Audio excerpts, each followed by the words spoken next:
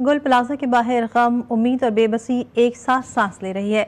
कई खानदान 3 दिन से वहीं बैठे हैं। किसी को वालिद की खबर दरकार है, किसी को बेटे की, किसी को भाई की। हर गुजरता लम्हा किसी दिल की धड़कन तेज कर देता है। यहाँ हर आंख किसी खबर की मुंतज़िर है, हर दिल को इंतजार है।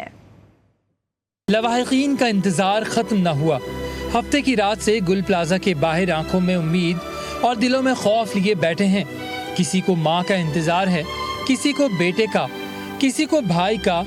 सब इसी आस पर हैं कि शायद कोई मौजज़ा हो जाए और उनका प्यारा सलामत वापस आ जाए। थर्ड क्लास अगर ये चाहते लोग बचा लेते, अगर रेस्क्यू करते लोग बच जाते। इन्होंने रेस्क्यू ही नहीं किया।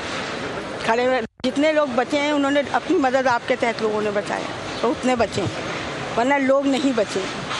अगर बहुत लोग थे, 500-600 लोगों पर फंसा हुआ था। 8 बजे इस बिल्डिंग में शॉपिंग के लिए आए थे। उसमें एक मेरी बीवी थी, एक मेरी साली है यानी मेरी वाइफ बहन है, और एक मेरी बहू है।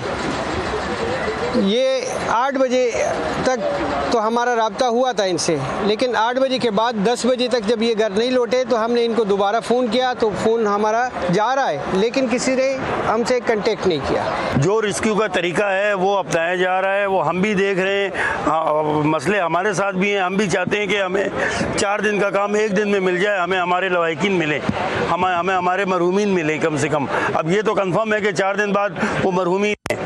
हम जिंदा एक्सपेक्ट नहीं कर रहे, मगर हमें मिले तो सही उनके सामान। पुलिस सर्जन डॉक्टर समिया के मुताबिक अब तक 14 लाशों के DNA सैंपल्स हासिल कर लिए गए हैं, जिनमें से 7 लाशों की शनाख्त मुकम्मल हो चुकी है।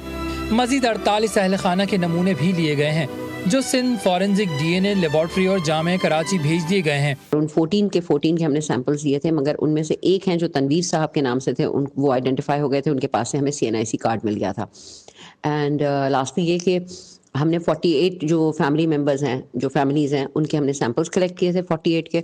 गुल प्लाजा के बाहर ये इंतजार शायद सबसे कड़ा इम्तिहान है, जहां हर गुजरता लम्हा किसी के लिए जिंदगी की उम्मीद है और किसी के लिए किसी अनहोनी की दस्तक।